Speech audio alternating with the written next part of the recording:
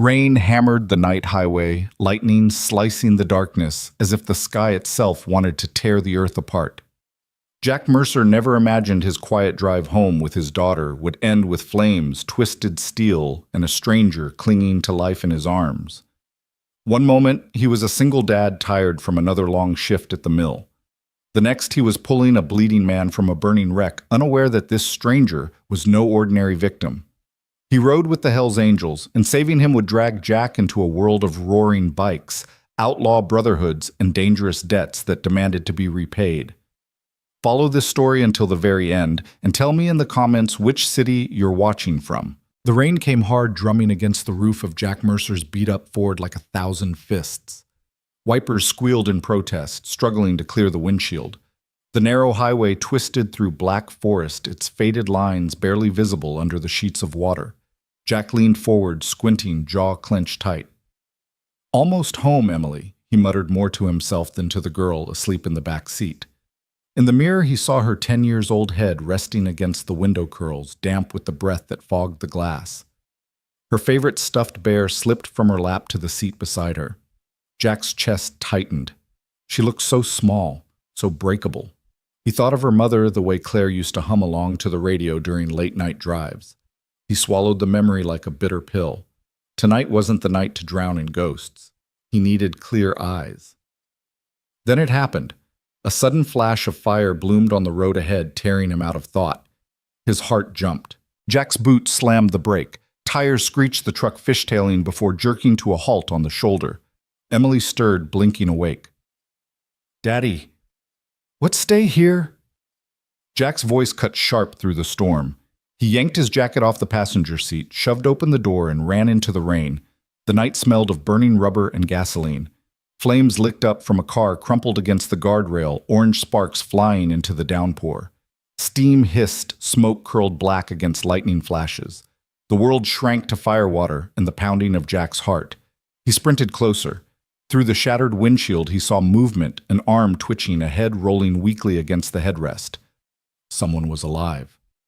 "Hold on," Jack shouted, voice raw in the storm. The driver's door was mangled metal folded in like tin. He grabbed the handle. It didn't budge. He yanked harder, bracing his boots in mud rain running down his neck. Pain tore through his arms, but the door stayed shut.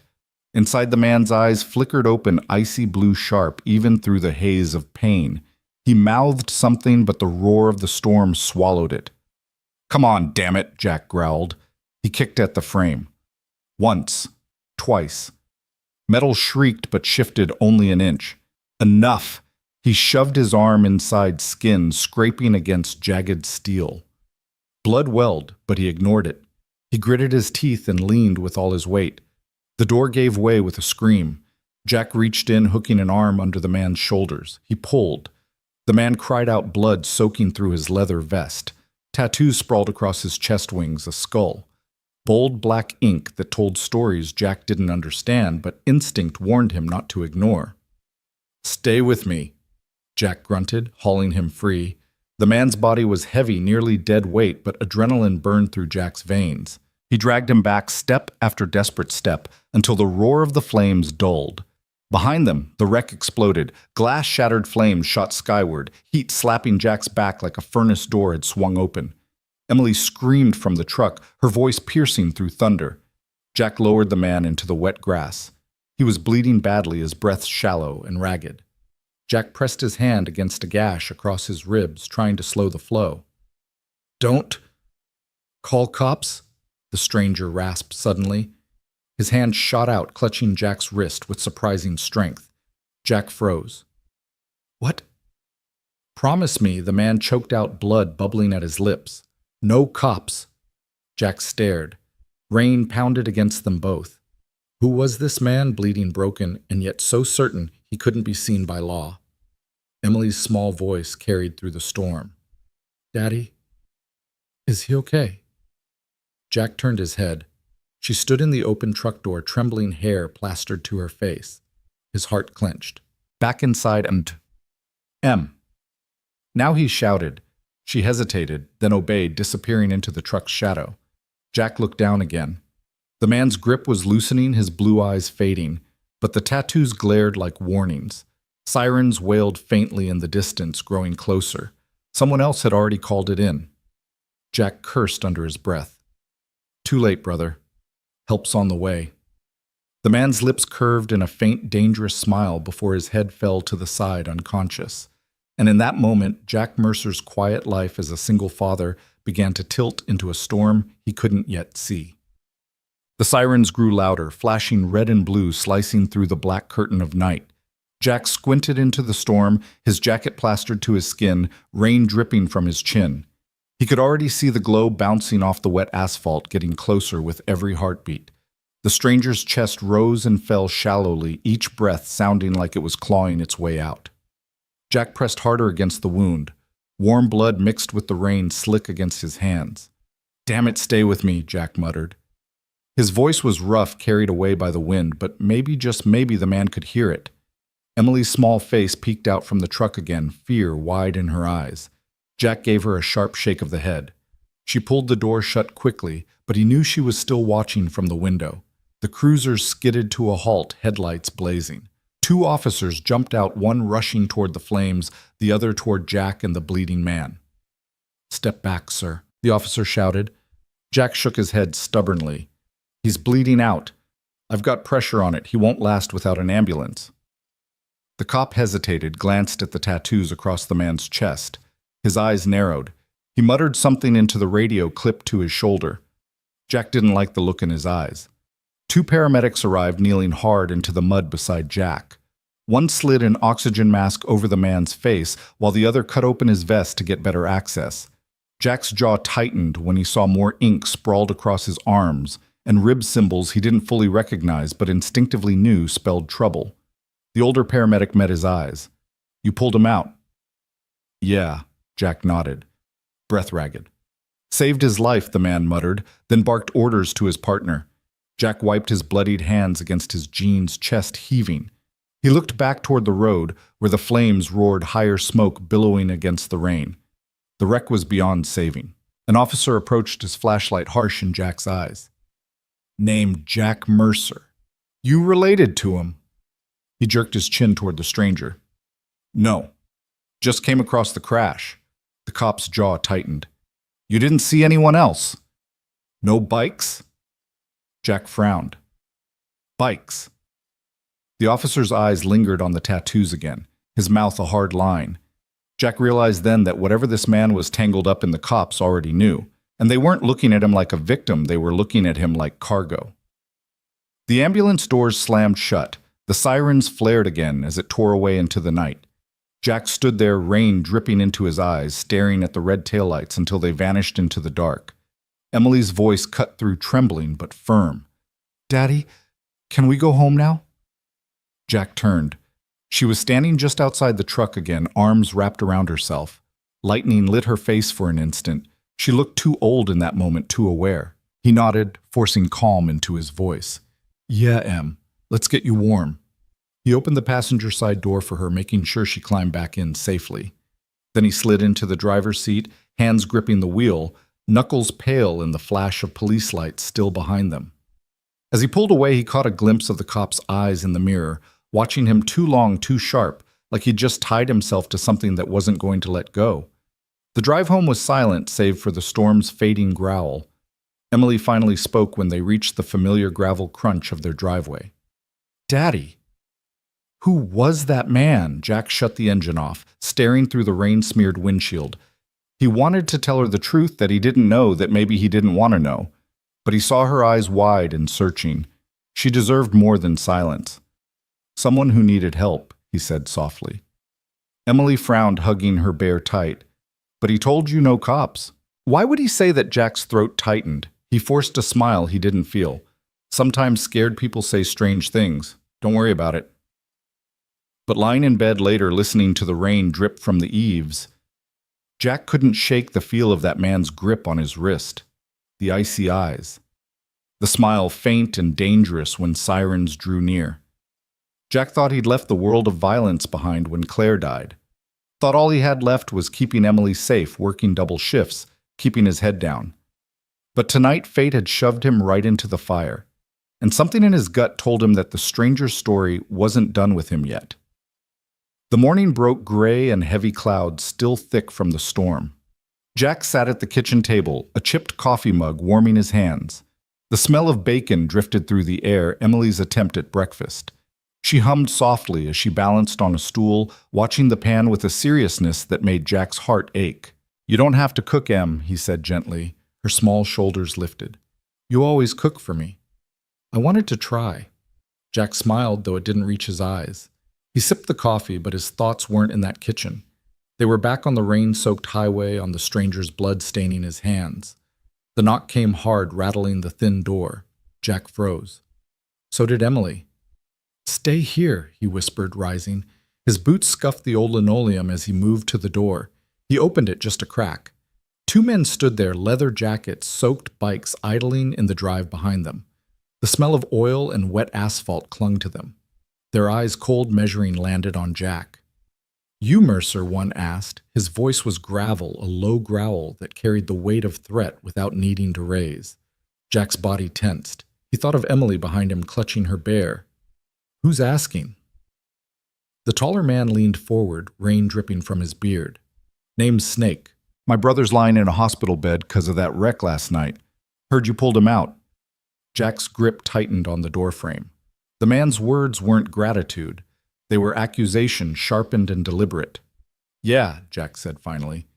"He'd be dead if I hadn't." Snake's mouth twitched into something that wasn't quite a smile. "That's what we came to talk about." The second biker, broader and silent until now, shifted. His jacket bore a patch Jack recognized instantly. Hell's Angels. His stomach dropped.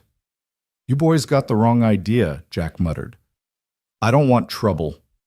Snake's eyes glittered. "Trouble's already here. Our brother muttered a name before he passed out. "Jack Mercer. Said he owed you. Now when one of ours owes, it's everyone's business." Jack's throat felt dry. He wanted to slam the door shut, bolt it, keep Emily safe inside. But the thought of two bikers smashing their way in with her watching? No. He stepped outside instead, pulling the door tight behind him. The morning chills soaked through his shirt instantly. "What exactly do you want?" Jack asked. His voice was steady, though his heart hammered. Snake studied him, tilting his head like a predator sizing prey. "You ride?" Jack shook his head. "Not anymore." Snake chuckled, but there was no humor in it. "Doesn't matter. You saved a brother. That makes you part of the ledger. We don't forget debts. We don't walk away from them either." Jack's mind flashed to Emily's face at the breakfast table, her humming tune, her small hands clumsy on the pan. He clenched his fists. "I didn't do it for favors. I just didn't want him to die." The silent biker finally spoke, his voice deep, calm, but edged like a blade. "Doesn't matter why. You're tied to us now." Jack's gut twisted. Every instinct screamed danger. He thought he'd left this world long ago, fists, violence, debts no honest man could pay. Yet here it was pounding on his door, leather-clad and merciless. Snake leaned closer, his breath reeking of smoke and rain. "You'll be hearing from us, Mercer. Make sure you're ready when we come back." With that, the two men turned. Engines roared, gravel spat under spinning tires, and then they were gone, swallowed by the misty road. Jack stood there, the sound echoing long after. His fists trembled at his sides. Behind the door, he heard Emily's soft voice. "Daddy." Who were they? He swallowed hard, forcing the fear down where she couldn't see it. He pushed the door open, smiling as best he could. "Nobody we need to worry about, sweetheart." But as he watched her flip another piece of bacon with clumsy hands, Jack knew it was a lie. Trouble had found them, and it had a name. Morning didn't so much rise as leak into the house through thin curtains, a slow wash of pale light that did nothing to warm the dread sitting heavy in Jack Mercer's chest. After Snake and the silent biker had left, the quiet had been all edges. Every creak, every passing car on the wet road made the hair on his arms lift. He moved through the kitchen on automatic eggs toast, packing Emily's lunch while the memory of leather jackets dripping rainwater onto his front step replayed in jagged loops. Emily padded in barefoot, her curls frizzed from sleep, hugging the bear by the middle, so its legs stuck out at odd angles. "Are we late?" she asked, peering at the clock like it might lie to her. "We're good," he said. "Eat a little, kiddo." She climbed onto the chair and kicked her heels while he slid scrambled eggs onto a plate. He wanted to keep the morning light, wanted to ask about her spelling test and the paper snowflakes she'd taped to the classroom window, but his mind kept snagging on Snake's voice. "You'll be hearing from us, Mercer." After drop-off, Emily's hand warm in his, her hug tighter than usual. Jack drove the long way to the shop. He kept checking his mirrors without meaning to, half expecting to see twin headlights hanging back at a steady distance. They didn't appear. The small town unspooled the way it always did the diner, with its neon coffee cup blinking anemically. The hardware store with a faded bait and tackle sign, it never took down the tire shop that smelled like burnt rubber even from the street. Normal. But the normal felt thin like paint flaking under a fingernail, and below it something darker waited. By 10, the garage had fallen into its usual rhythm compressor chuffing radio, low a 98 F-150 up on a lift with a stubborn brake line.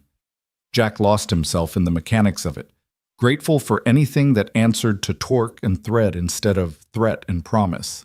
He'd just cracked the bleeder valve when the office phone rang. Mercer Auto Pete called, then leaned out the doorway with a look Jack had never seen on his face. "It's for you." Jack wiped his hands on a rag, took the receiver. "Yeah, silence for a beat." Then a voice he didn't know, low and even. "Mercer. Who's this Iron Horse Diner? Noon. Back booth." The line clicked dead. The dial tone hummed in his ear like a flat line. He stared at the phone until Pete said, "You okay, man?" "Wrong number," Jack muttered. Setting the receiver down, but the lie tasted like copper. He thought about not going. He pictured Emily's face at pickup time, the way she couldn't help sprinting the last few steps into his arms. He pictured Snake on his front step again. The ledger. "When one of ours owes, it's everyone's business." At 11:30, he washed grease from his hands until the skin turned pink and raw. He told Pete he had an errand. He told himself this was about ending something before it grew too big to fit through his door. The Iron Horse sat at the far end of town where the road bent toward the river, a chrome-sided shoebox that had been there since the 70s, its neon sign buzzing in daylight. 2 motorcycles were angled close to the curb. Their chrome was so clean it mirrored the gray sky. Jack parked 2 spaces down, killed the engine, and sat with his hands on the wheel until his fingers stopped shaking. Inside, the bell over the door jingled. Heat wrapped him heavy with bacon fat and black coffee. A jukebox hummed with a song that sounded like it had never left the place. Regulars occupied the counter, their shoulders stiffening a fraction when they saw him look toward the back. A man sat alone in the corner booth, a bandage disappearing into his hairline eyes, the washed-out blue of a winter sky. He wasn't Snake, and he wasn't the silent brute from Jack's porch. He wore a black t-shirt under a leather vest that had been cut down to just the essentials. Everything about him said, weight removed on purpose. His presence made the booth feel smaller. He didn't stand when Jack approached. He didn't smile. He just said, "Mercer." Jack stopped, fingers curling unconsciously. "That your car I dragged you out of?" It was, the man said.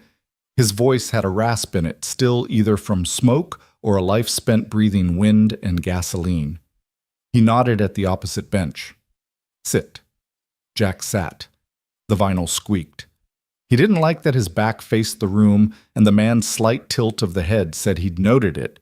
Then he shifted a fraction so Jack could see more.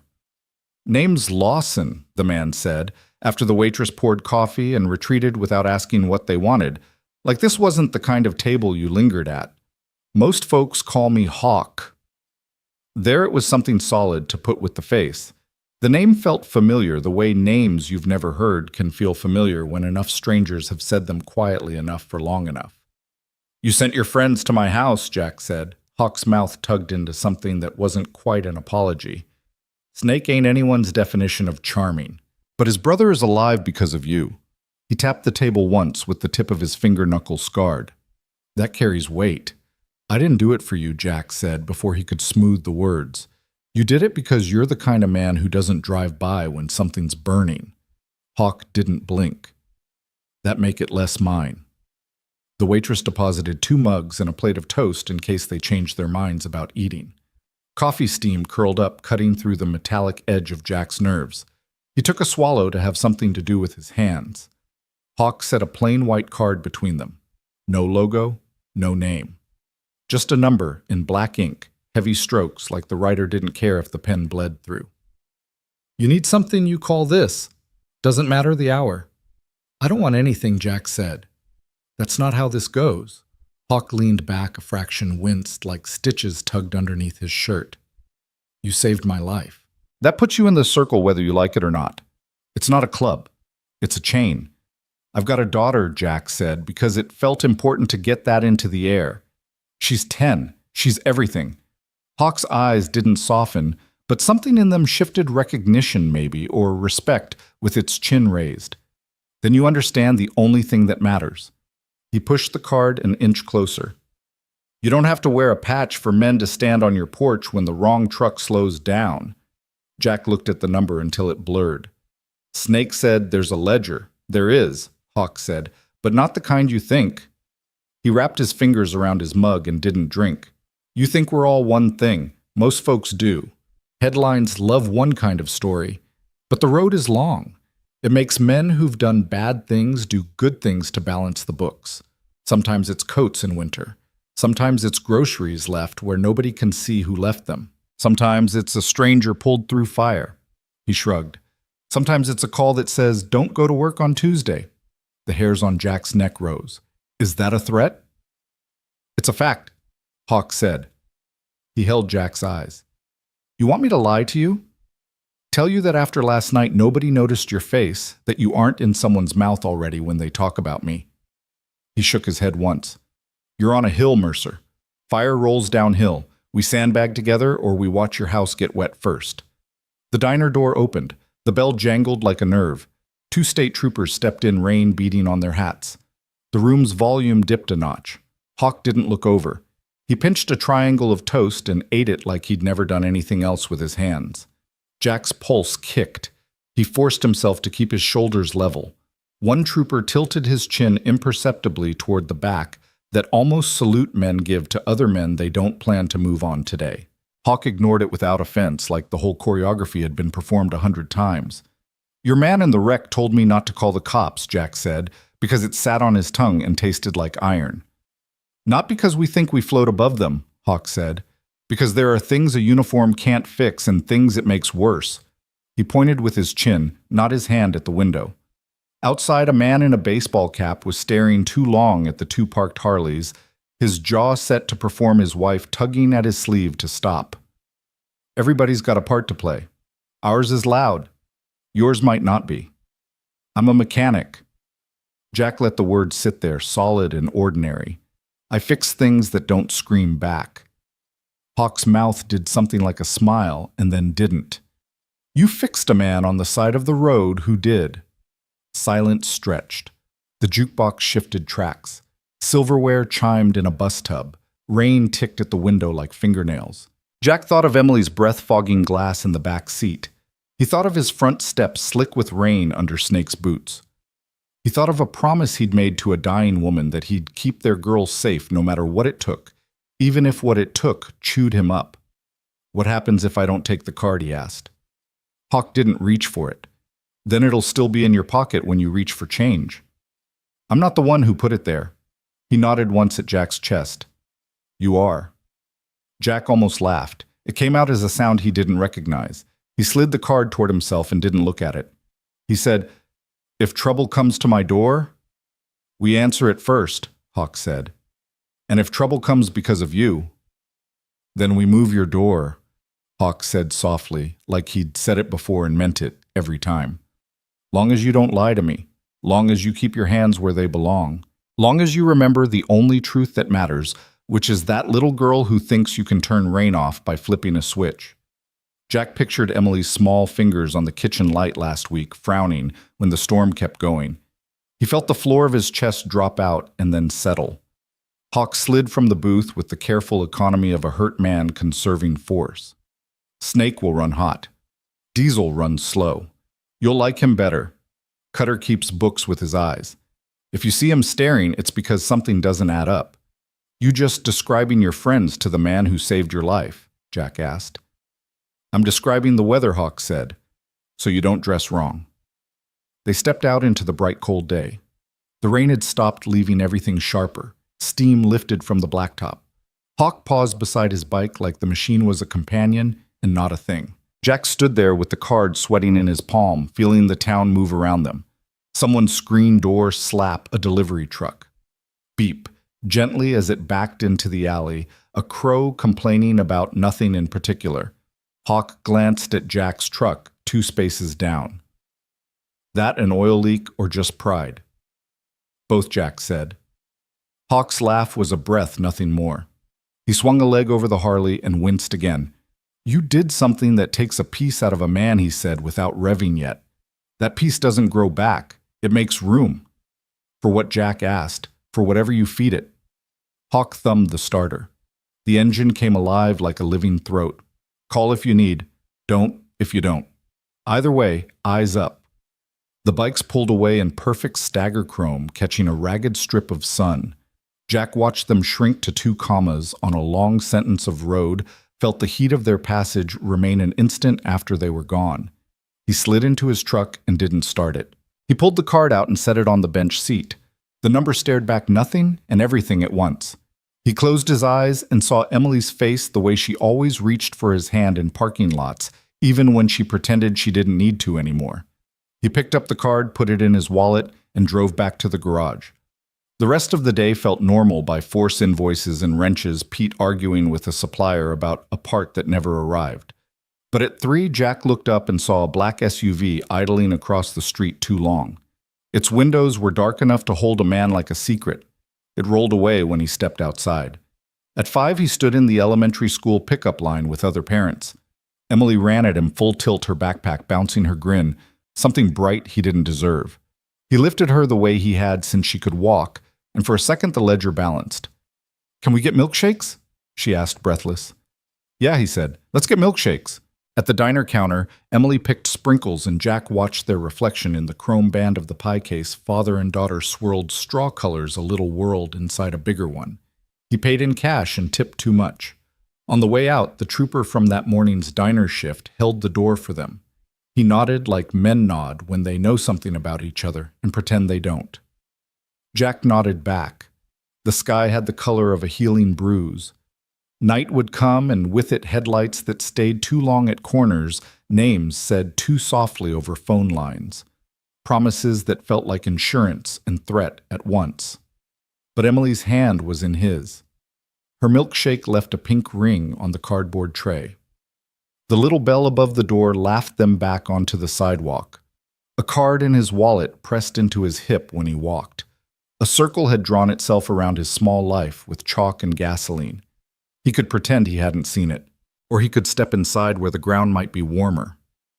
At the crosswalk, he squeezed Emily's fingers, and she squeezed back twice, one for I'm here, one for I know. He looked both ways, then led her across. The rest of the afternoon moved like a film strip missing frames, jump cuts between small, ordinary moments that couldn't quite mask the hum under Jack Mercer's skin.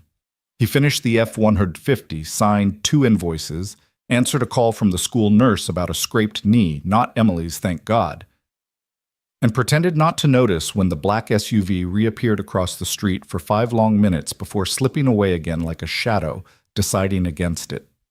At 5:30, he turned the garage lights off one by one, the bays falling into rectangles of dim gold. Outside, the early evening had turned the clouds into bruises. The air smelled like wet leaves and hot metal. He slid behind the wheel of the Ford, leaned his head back against the rest for a second, and let out a breath that sounded too loud in the cab. His phone buzzed. He didn't jump this time. He just looked at the screen at the unknown number, then answered because that's what the man from the diner had told him to do, whether he wanted to or not. Mercer came Hawk's voice. No hello, no pause. A line cut clean into the moment. Need a hand. Not trouble. Jack's mouth went dry anyway. Where Hawk gave an address on the industrial edge of town, the same long warehouse row where old furniture went to die and carpet stores pretended to be busy. Bring your truck, he added. You got a neighbor you trust to sit with your girl a couple hours. There was only one answer to that. Mrs. Lane Jack said. She'll come, Good Hawk said. We'll be there. The line went dead, but the echo stayed.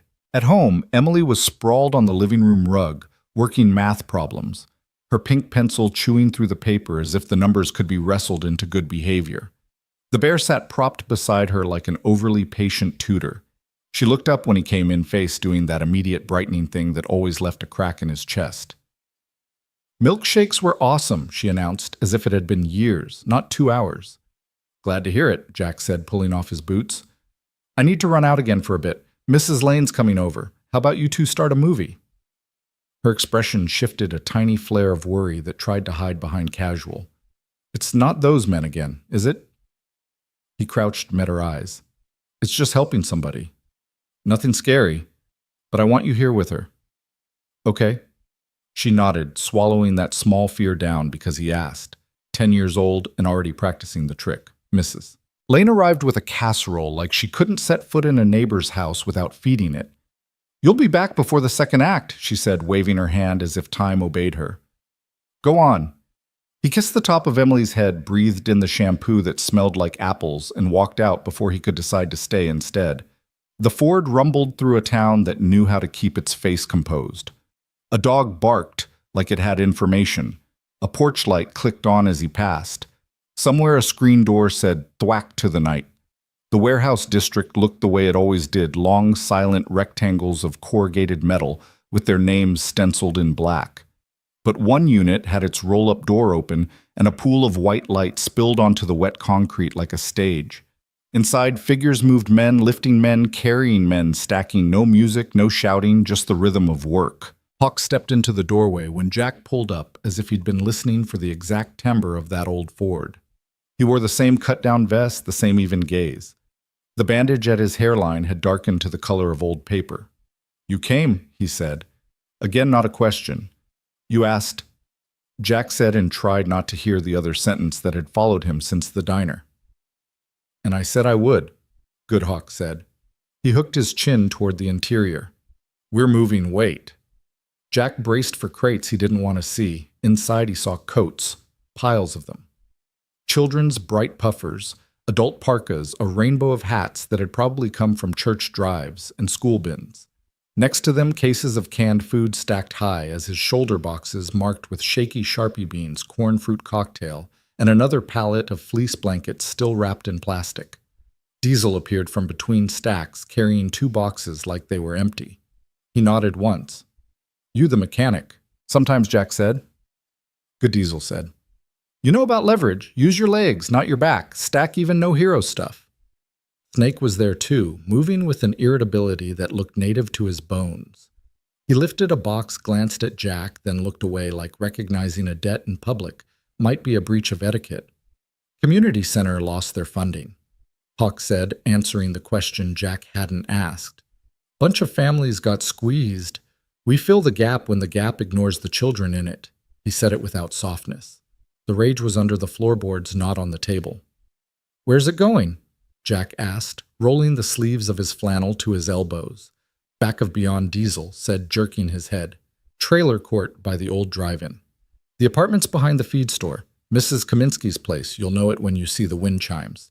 2 shelters on the far side of the river. You'll ride point with me." He pointed to Jack's truck. "That bed's gonna earn its keep." It did.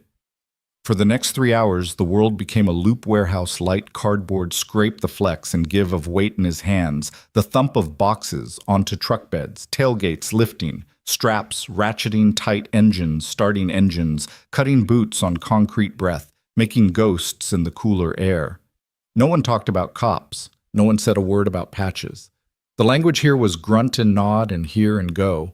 Every so often, Jack caught Hawk watching, measuring not for weakness but for engagement. Was the man stepping in on the next lift without being told?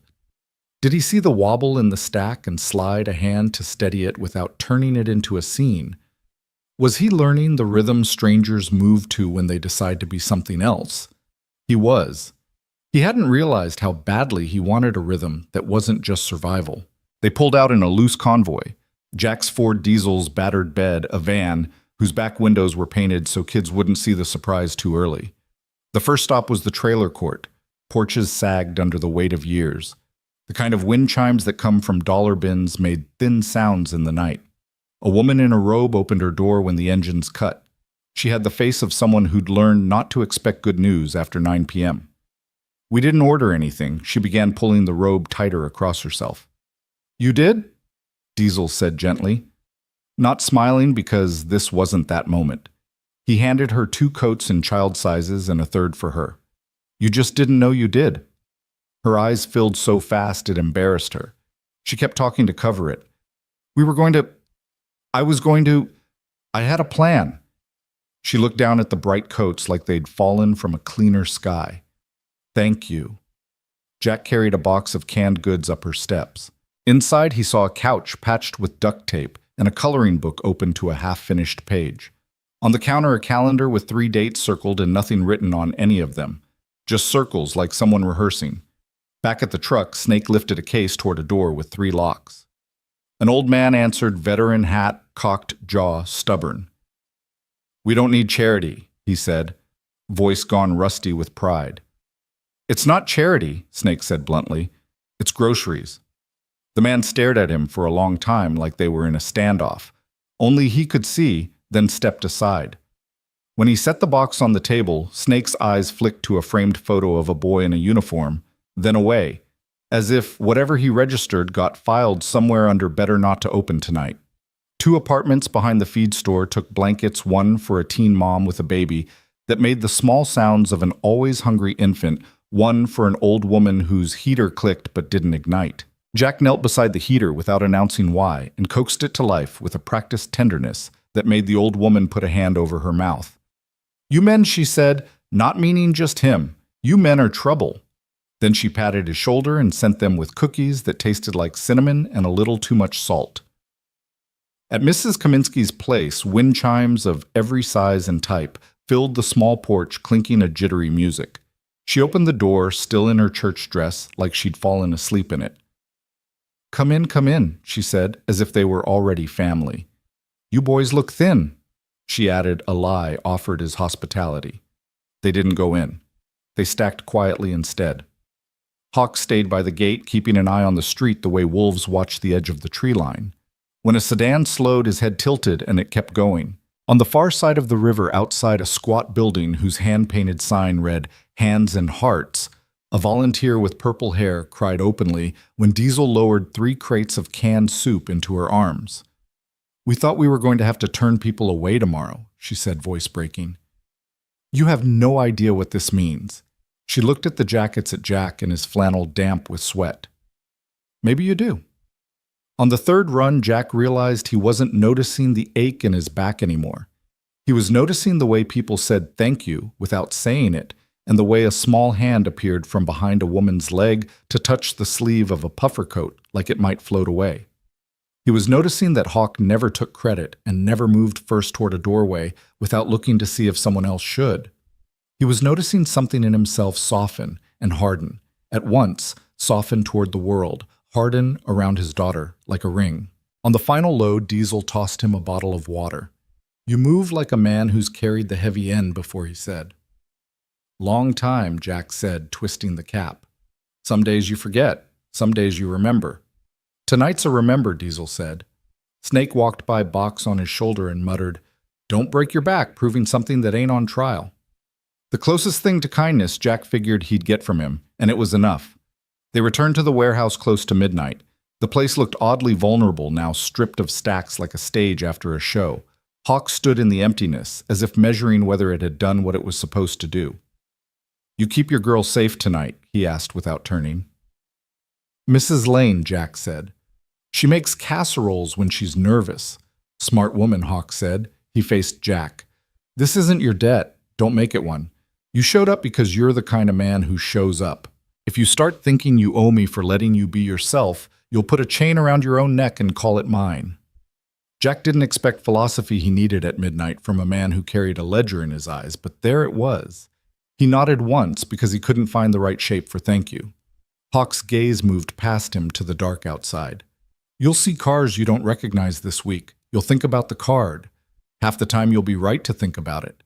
The other half it'll just be a man looking for a left turn he keeps missing. Don't live with your hand on the phone, Mercer. Live with your hand on your girl's shoulder. Jack felt something in him stand up a little taller and sit down a little calmer at the same time. I can do that, he said. Goodhawk answered like they'd signed something he couldn't read but already meant. Back home, Mrs. Lane had fallen asleep sitting up on the couch, a blanket over her knees, the TV whispering a late-night commercial about knives that could cut pennies. Emily was curled on the love seat, the bear tucked under her chin, the blue light making her look like a secret. Jack woke Mrs. Lane gently, pressed the casserole back into her hands, and thanked her until she shooed him out of gratitude. He lifted Emily, and her arms went around his neck on reflex the way they had since she was small enough to fit entirely on his forearm. He carried her to bed, tucked the covers in, and stood watching the rise and fall of her breath until his eyes stung. In the kitchen, he washed his hands and watched the water go pink at first, then clear. He leaned on the counter and stared at nothing, which turned out to be everything the space the circle made around him, the way his house looked from the street. When a black SUV slid by, the feeling in his muscles that wasn't the old exhaustion, but a new one that promised sleep would be earned in a way that felt clean. He took his wallet out, thumbed the edge of the card, then put it back where it lived without looking at it. He didn't need to. He knew the number by the weight of it. In the quiet, he heard a motorcycle a few streets over, not stopping, just passing by on its way to somewhere else. The sound faded. The house settled. The rain finally gave up. Jack turned off the kitchen light and whispered into the dark, like a man telling a story to the room that had started to believe it with him. "We're okay." It wasn't a promise. It was a job description. The next morning broke gray and restless, the kind of dawn where the sky seemed to sag under its own weight. A thin mist clung to the cracked roads, and the smell of burned rubber still lingered faintly along the stretch where Jack had pulled Michael from the wreck. Jack hadn't slept much. His little house had creaked with the night wind, and Emily had crawled into his bed around 2 a.m, whispering that she dreamed of fire. Jack rubbed his face in the dim light, staring at the ceiling, feeling both gratitude and unease. Saving a man's life wasn't new to him. He'd been a firefighter once, long ago, before his wife's illness forced him to trade shift work for odd jobs closer to home. But there was something different about Michael. Something coiled behind the man's bruised eyes when he regained consciousness. By breakfast, the silence felt heavy. Emily, ever observant, pushed her cereal around with her spoon and finally asked Daddy, "Is the man you saved okay?" Jack gave her a soft smile, though his jaw tightened. "He's alive. That's what matters most. But you're worried." He reached over, brushed her hair from her face. Sometimes grown-ups stay worried even when things turn out all right. He didn't explain further. How could he tell her that the stranger's tattoos ink of snarling skulls and winged wheels whispered of the Hells Angels? At mid-morning, his phone buzzed. Unknown number. Against his better judgment, he answered. Jack Walker. The voice was gravelly heavy with cigarettes and miles. "Yes. Who's asking?" "You don't know me, but you pulled my brother out of the fire last night." "Michael. He told us." Jack's heart kicked hard. He glanced at Emily drawing at the table, the soft scratch of her crayons grounding him. "How's he doing? He's breathing because of you. That's something." The caller paused. "We'd like to see you. Show our thanks." "I don't need thanks," Jack said quickly. "Just hope he gets better." But the man chuckled low, like iron chains rattling. "See, that's the thing. In our world, debts aren't left unpaid. You'll hear from us." The line went dead. Jack lowered the phone, the kitchen suddenly feeling smaller, like the walls had drawn closer. He closed his eyes and exhaled. The last thing he needed was bikers sniffing around his quiet life near his daughter. That evening, after Emily fell asleep curled around her stuffed rabbit, Jack sat on the porch steps staring at the empty street. The hum of a motorcycle broke the silence. A single headlight cut through the mist and rolled to a stop across from his house. A man dismounted. Tall, broad, a leather cut draped over his shoulders. The patch on the back was unmistakable, a skull with wings, Hell's Angels stitched bold above it. The biker didn't move closer. He just lit a cigarette, the ember glowing in the dark, and watched Jack like he was reading every thought in his head. Finally, he spoke across the quiet street. "You got guts, Walker. Pulling a man out of fire like that?" Jack stood slowly, fists clenching at his sides. He was dying. Anybody would have done it. The biker shook his head, exhaling smoke that drifted in ghostly swirls. "No." Most would have stood back, watched him burn, The words cut because Jack knew they were true. He had seen enough accidents in his life to know courage wasn't common. "What do you want?" Jack asked, keeping his voice steady. "Michael says you didn't flinch. Says you dragged him out even when the flames licked your arms." The biker took one step forward, his boots crunching gravel. "In our world, that kind of loyalty, hell, it means everything. I'm not part of your world." "Maybe not, but the world has a way of claiming men like you." Jack's chest tightened. Emily stirred inside a soft rustle against the window screen. He lowered his voice. "I have a daughter. I want no part in your business." The biker dropped his cigarette, grinding it under his heel. "We don't forget debts, Walker. One way or another, this isn't over." He swung back onto his bike, the engine roaring to life. Then he was gone, swallowed by the mist, leaving only the faint smell of gasoline and smoke. Jack sat back down heavily, head in his hands. He'd saved a life, but in doing so, he might have opened the door to trouble he could never close, and he knew deep in his gut that trouble was already on its way. The following day, Jack tried to bury himself in routine, fixing the loose hinge on the kitchen cabinet, patching the squeaky step on the porch, cooking pancakes the way Emily liked them. But even as syrup dripped golden over her plate and the morning sun painted the small dining room in pale light, he couldn't shake the memory of that biker standing across the street, a silent sentinel with a patch that carried more weight than most men could imagine. Emily, perceptive as always, noticed his distracted gaze. "Daddy?" she asked softly. "Is something wrong?" Jack forced a smile. "No, baby, just tired." She tilted her head unconvinced, but went back to eating, humming quietly to herself. Jack envied her innocence, the way she could believe the world was safe, as long as he was there to guard it. He prayed he could keep that promise. By mid-afternoon, a knock rattled the front door. Jack's stomach clenched. He peered through the curtain. Not one man this time, three. All clad in worn leather, their cuts bearing the unmistakable red and white insignia of the Hells Angels. Their bikes sat idle at the curb chrome, catching the sun like flashes of steel. Emily peeked from the hallway. "Who is it?" Jack's voice was calm, too calm. "Stay in your room, sweetheart. I'll handle it." She hesitated, then retreated, leaving him alone to face the storm. Jack opened the door slowly. The leader stepped forward, a mountain of a man with arms corded in tattoos. His beard was streaked with gray eyes, hard but not unkind. He stuck out a gloved hand.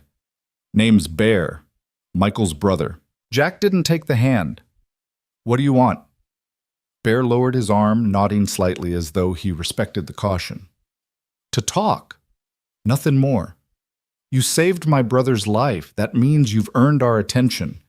"Attention's the last thing I need," Jack replied evenly. One of the others, a wiry man with sharp eyes, chuckled. "Most folks beg for it. You push it away." "Interesting." Bear cut him a look that silenced him, then turned back to Jack. "Look, I won't waste your time. In our world, a life saved is a bond made. You don't walk away from that." Jack crossed his arms, feeling the weight of their presence pressing against his small porch. "I didn't save him for a bond. I saved him because it was right." Bear studied him for a long moment. Then, to Jack's surprise, he smiled faintly. "That's exactly why we're here." Jack frowned. "I don't follow." Bear leaned closer, his voice dropping. "You're a man who acts without hesitation. Fire danger, no thought of yourself. Men like you are rare. And when we find them, we don't let them drift back into the shadows. I'm not interested. You say that now. But trouble finds good men, Walker. Always does. When it does, you'll need someone at your back. That's what we're offering." The words left a chill in Jack's chest. He thought of Emily asleep, of the quiet life he had built with shaky hands after so much loss. The last thing he wanted was the shadow of the Hells Angels darkening their days. "You show up at my door again," Jack said tightly. "And I call the cops." The wiry one laughed outright. "You think cops scare us?" But Bear raised a hand. "Easy. He's protecting his own. I respect that." Bear turned to leave the others following, boots thudding heavy against the porch steps. Before he mounted his bike, he looked back once more. "We don't forget Jack. You may not want us, but that doesn't change the fact that you're part of our story now. Remember that." Engines thundered to life, shaking the quiet street. Emily crept from the hallway, eyes wide with fear. Daddy, who were they? Jack knelt, pulling her close, the roar of motorcycles fading into the distance. No one we need to worry about, baby, I promise. But as he held her, Jack knew the truth. Promises were fragile things, and the sound of those engines would haunt him, a reminder that the life he had saved had bound him to a world he could never fully escape. That night, long after Emily had drifted to sleep, Jack sat alone on the porch with an old bottle of whiskey he hadn't touched in years. He stared at the dark street, the echo of engines still alive in his memory. He whispered into the silence as if confessing to the night itself. God help me. What have I gotten us into? The wind carried no answer, only the faint smell of gasoline lingering like a warning. Dawn came thin and colorless, a cold rinse that didn't quite wash last night out of Jack's bones. The whiskey still sat on the porch rail where he'd left it, half an inch of amber catching a sickly light. He capped it, slid it back into the cabinet above the sink, and stood, a breath too long with the door open as if he could shut more than a bottle with that small motion. Emily padded into the kitchen in a flannel nightgown, hair an unruly halo. You're up early, she yawned, rubbing one eye with the back of her hand. So are you, he said, putting water on for oatmeal. Bad dream. She nodded, but didn't explain. She rarely did when the dreams had fire in them. He kissed the crown of her head and said nothing because sometimes the only way to keep a promise was not to make one. On the drive to school, he took the long way, a habit that had nothing to do with scenery and everything to do with watching his mirrors. A white work van slid in behind them for 2 blocks, then turned into the lumberyard. A black SUV idled at the corner store and did not pull out. The world had taken on a new edge, like all the lines were drawn with a sharper pencil. Pick you up at 3, he said at the curb. Emily squeezed his hand twice, one for I'm here, one for I know. Then ran toward the doors, backpack bouncing. At the garage, the air smelled like hot rubber and old coffee. Pete had already thrown the bay doors open. Pale light lay in long stripes across concrete. Morning, Pete said around a donut. You look like you wrestled a carburetor and lost. Something like that. Jack tugged on his coveralls and slid under a Pontiac with a leaky pan gasket. He let the work take him the holy relief of parts that did what they were designed to do if you just turned the wrench the right way. The mindless rhythm grounded him the way a heartbeat does when you finally stop listening for what's wrong with it. Near 10, the bell over the office door dinged. A man in an insurance company button-down stepped in, briefcase in hand, smile like a receipt. He asked about fleet service and Jack nodded along, wrote down numbers, made noises that sounded like interest. The man left a card. It had weight without meaning. At 11:30, trouble arrived late for its appointment. The office door slammed. A heavy-set guy with sunburned forearms marched in, waving an invoice, red-faced and loud. You charged me for rotors and you didn't change them, he barked. His breath smelled like old coffee and fresh anger. My cousin knows cars. Says you're running a scam. Pete shot Jack a look. Want me to handle it? Jack shook his head and wiped grease from his hands, walking out with the deliberate calm of a man approaching a skittish horse. Let's take a look, Jack said, keeping his tone even. If we made a mistake, we'll fix it. Mistake my ass. The man jabbed a finger into Jack's chest. You think I'm stupid? Jack resisted the reflex to step back. I think you're mad. And I think your truck is right out there, and I think we can put it on the lift and talk less and see more. The man's mouth twisted. Don't tell me what to do in my town. This is my town too, Jack said, and that was maybe the wrong truth to say aloud because the man's eyes flared. He shoved Jack not hard, but enough to make Pete stiffen behind the counter. Jack caught himself on the edge of the desk, breath steady. He kept his hands down. He thought of Emily in a classroom drawing a bear with a purple crayon. He thought of the note he'd left himself on the fridge years earlier. Never swing first. Your hands are for holding her up. He swallowed. I'm going to roll your truck in, Jack said. You can watch, you can film it, but you can't put your hands on me again. Deal. The man puffed like a bull and opened his mouth to say the next stupid thing. The bell over the door dinged again. 2 shadows fell into the room and stood there as if the floor had been waiting for them. Diesel, jackhammer forearms, quiet eyes took in the room in one sweep. Beside him, Reed Lawson Hawk wore his injury like a shrug, a pale scar cut through his hairline, the rest of him uncuttable. They did not posture. They simply existed, which was somehow louder. The customer's bluster hiccuped. He glanced at their jackets, at the red and white, at the way the room had shifted around them. Problem Diesel asked conversationally, as if he were commenting on weather. His voice had gravel and a slope to it that suggested there was an easier way down the hill if you chose it now. No problem, the man said too quickly. Color rose in his neck. Just a misunderstanding. Those happen, Hawk said. He stepped to the side, clearing Jack's line to the door. Good to sort them civil. The customer swallowed. Yeah. He set the invoice on the counter like it might explode. I'll, come back tomorrow. We'll be here, Jack said. The man left. The bell dinged, the room exhaled. Pete let out a low whistle and walked into the shop bay, suddenly invested in organizing a pegboard that had been fine for years. Hawk watched him go with mild amusement and then turned back to Jack.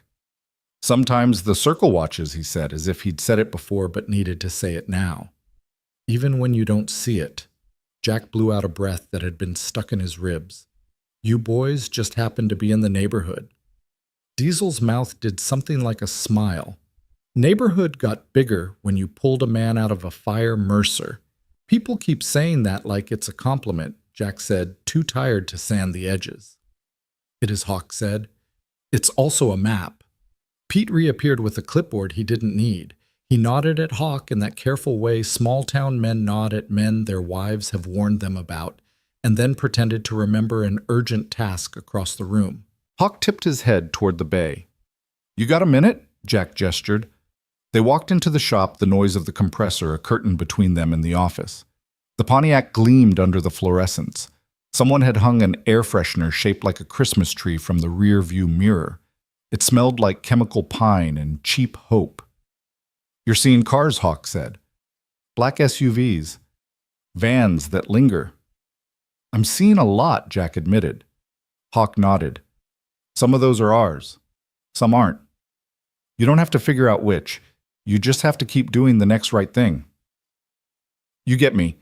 I get that you think there's a line between cop trouble and not cop trouble, and I don't want my kid anywhere near either one. Then we're on the same side, Hawk said simply. He reached into his vest and took out a small black rectangle. For a heartbeat, Jack thought it was the card again, but this was different. A pager. No, a tiny radio, the old kind, with one button and one purpose. Press and let go if you ever need a voice that isn't 911. Jack looked at the device like it might carry its own gravity. It was ridiculous and comforting at once, like a relic of a world where men listened for each other across static. You expect me to clip that to my belt with my keys? I expect you to put it in the drawer next to your stove, Hawk said, and forget it until you don't. Jack took it. It was heavier than it looked, like most things that matter. There was a long, easy silence. Diesel wandered the bay admiring and critiquing with the same expression. That lift got a slow leak, he observed. Level's good, Jack said. For now, Diesel said, which was either about hydraulics or everything. Hawk jerked his chin toward the office. You got lunch. Mercer? Does coffee count? Barely. Hawk flicked his eyes toward the diner across the street, the one with a sign that claimed best pie in the county, in letters that had lost persuasion decades ago. Come on, Jack hesitated. I can't leave the shop. Pete can. Diesel called from under the Pontiac without looking up. Go on, I'll yell if it falls. They crossed under the high, thin sky. The diner bell did its little nervous laugh. The waitress poured coffee like she had promised someone she'd do it until she couldn't, and then she'd teach someone else how. Hawk didn't take a booth. He took the counter, the stool to the left of Jack, left open a buffer that felt like courtesy. People call him different names, Hawk said after a while, stirring his coffee without adding anything to it. Michael, Lawson, Hawk. Paperwork gets one. Brothers get the other. You hear a name, don't let it decide something for you. It has no business deciding. Jack understood the sermon under the sermon. He nodded. And you call me Mercer because that's the name you stand up to, Hawk said. The other one's the one you lay down with when you wish things were easier. The sentence hit Jack like a weight he could lift. He took a swallow of coffee and didn't flinch at the bitterness. They ate grilled cheese and soup. Hawk cut his sandwich into neat, perfect rectangles, a weird grace in a man whose knuckles bore the history of bad nights. Diesel came in 5 minutes later, grease on his forearm, and ate 2 slices of pie like a man who had stopped pretending food wasn't pleasure. They talked about nothing, which turned out to be everything: supply chains for brake pads, the way this year's winter was coming in colder, whether the old stadium lights at the high school would make it through one more season. The conversation put skin back over nerves. When they stepped back into the afternoon, a wind had come up, pushing leaves across the street like small animals looking for cover. Hawk paused on the curb. "This week," he said, "somebody might try to make a point with you. They don't have the courage to make with me." "Customer with a loud voice," Jack said. "Or a quiet one," Hawk said. "Either way, you don't have to handle it alone." Jack nodded once. "I believe you." Hawk's mouth moved a fraction. "You don't have to. You just have to call." They crossed back. In the bay, Pete had the Pontiac down and was checking torque like a man who wanted every bolt to stay exactly where it belonged. Diesel gave the lift a fond slap. "Still leaking," he said. "You too," Pete replied, surprising himself. By 3, the workday's edges softened. Jack washed his hands in orange grit and watched dark water swirl to clear. He slid the small radio into the top drawer of his desk next to a tape measure, a pocket knife, and Emily's 3rd-grade photo with the gap-toothed grin she hated and he loved. He closed the drawer. He stood in the pickup line with the other tired parents, watched a class of 1st-graders pour like marbles down the front steps. And then there she was, Emily running the bow in her hair, losing the fight, and losing it beautifully. He lifted her. She wrapped around him. For a second, the ledger balanced again. On the way home, a delivery truck drifted in its lane and corrected. A black SUV turned left at the light without stopping at the crosswalk line. The world had edges and also soft places. Jack held both in view the way you're supposed to hold the road, and the rear-view mirror eyes forward, quick checks, full heart. At the house, they did homework and burned grilled cheese and laughed about the smoke alarm's overreaction. After dinner, he fixed the hinge on the cabinet for real and made a note to get a new striker plate. He tucked Emily in, read 2 chapters of the book with the dragon that had anxiety and a very good dog, and turned off the light while she was still smiling. Downstairs, the house hummed and clicked the way old houses do when they're settling and whispering to themselves. Jack opened the drawer and looked at the small radio sitting there like a dare. He closed the drawer again, not because he didn't believe in it, but because he believed in the other thing more: his hands, his people, his address. Outside somewhere, a motorcycle moved through town, not stopping, just passing like a good roomer with nowhere to land. Jack stood at the window and watched the reflection of his own face ghost the glass. He thought of the word circle and how it had felt like a trap the first time he heard it, and how today it felt like a fence you build when the wolves remember your door. He turned away, clicked off the lamp, and let the dark be dark without making it mean something it didn't.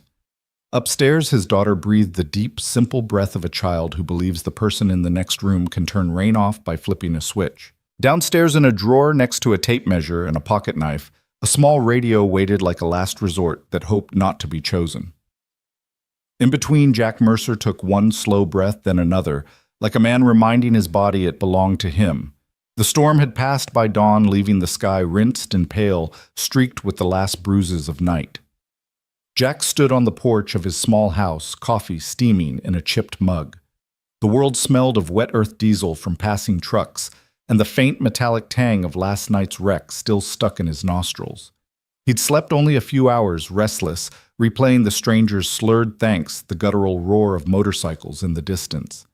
Inside, Emily stirred awake. He heard her small feet padding across the wooden floorboards and the soft creak of her door.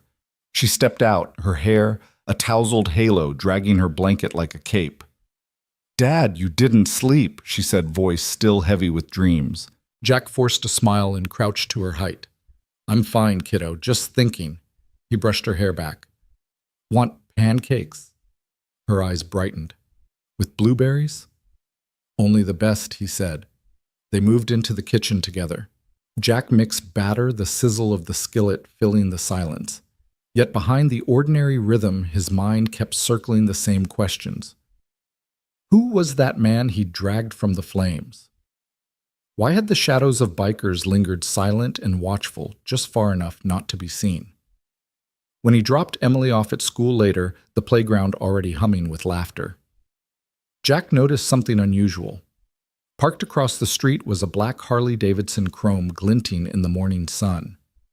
Its rider leaned against a lamppost, heavy jacket studded, arms crossed. He didn't move when Jack's truck pulled away, but Jack's gut tightened. All day at the garage, his nerves hummed like a taut wire. Each time the shop door opened, he half expected leather vests and heavy boots to step through. His coworker, a young mechanic named Luis, noticed. "You good boss?" Luis asked while wiping grease from his hands. "Yeah," Jack said too quickly. "Just tired." But by late afternoon, his unease had grown. When he walked Emily out of the school gates, the Harley was gone. For a moment, he let himself breathe easier. He held her hand tighter on the way to the truck. That night, just as they finished dinner, the rumble returned. It was unmistakable, low-throaty, like thunder rolling over asphalt. Emily's fork froze halfway to her mouth. Jack's eyes met hers. Then came the sound of tires on gravel stopping right outside their house. Jack's body went rigid. He rose slowly, telling Emily in a calm but firm voice, "Stay here. Don't move, okay?" She nodded wide-eyed. When he opened the door, the night air was cool, carrying the acrid smell of exhaust. 3 motorcycles sat at the end of the driveway, their engines idling. On them, 3 men faces shadowed under bandanas and helmets. The one in front killed his engine. The others followed. Silence fell heavy, broken only by the tick of cooling metal. The leader swung a leg over his bike boots, crunching gravel. He pulled off his helmet, revealing weathered skin, a gray beard streaked through like smoke, and eyes hard as flint. "You Jack Carter?" the man asked, voice gravelly. Jack's heart hammered, but he kept his stance firm. "Who's asking?" The man smirked. "Name's Mason. Last night you pulled my brother out of a wreck. You probably don't know who we are." He paused, letting the weight of his words settle. "We ride with the Hells Angels." Jack felt a chill ripple down his spine. Every cautionary story he'd heard about the club flashed in his mind, violence, loyalty debts repaid in blood. He clenched his fists at his sides. "I just did what anyone would," Jack said evenly. "Didn't matter who he was." Mason's smirk widened into something unreadable. He stepped closer, boots echoing on the driveway. Jack didn't move. From inside, he could feel Emily's eyes watching through the curtain. "You've got guts," Mason said finally. "Most folks wouldn't have touched him. You saved him. That makes you part of our story now." The words hung ominously in the night. Jack's chest tightened. He glanced at the bikes, then back to Mason. "I didn't ask to be part of anything." Mason's stare sharpened, then softened just enough to make it stranger. "Maybe not. But life doesn't ask. It drags you in." He pulled something from his jacket pocket, a patch red and white frayed at the edges. He held it out. Jack didn't take it. "This," Mason said, "is a token of respect. You wear it. People know you did right by us. You refuse it well." He let the sentence trail off, a threat woven into the silence. Behind them, one of the other bikers chuckled darkly. Jack's jaw set. Inside, Emily's shadow flickered on the curtain. His every instinct screamed to keep her safe. He met Mason's eyes and said in a low, steady voice, "Respect isn't forced, and I don't want trouble near my daughter." Mason tilted his head, studying him. Then surprisingly, he laughed, deep rasping like gravel under tires. "Fair enough," he said. He tucked the patch back into his pocket.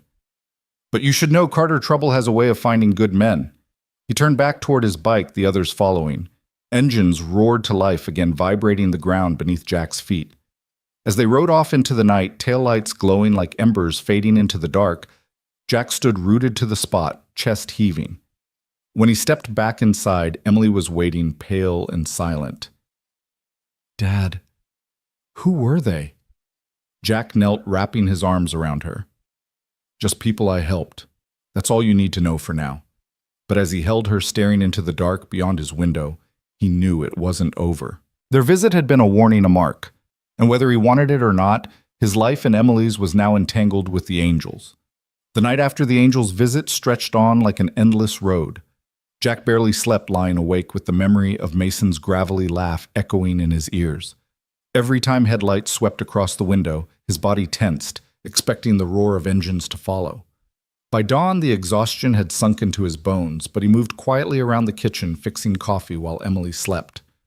When she patted in, rubbing her eyes, Jack forced a smile. "Morning, kiddo."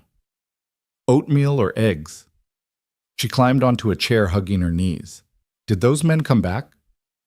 Jack paused, the spoon frozen in his hand. "No," he said softly. "And they won't. You don't need to worry." But inside, he wasn't so sure.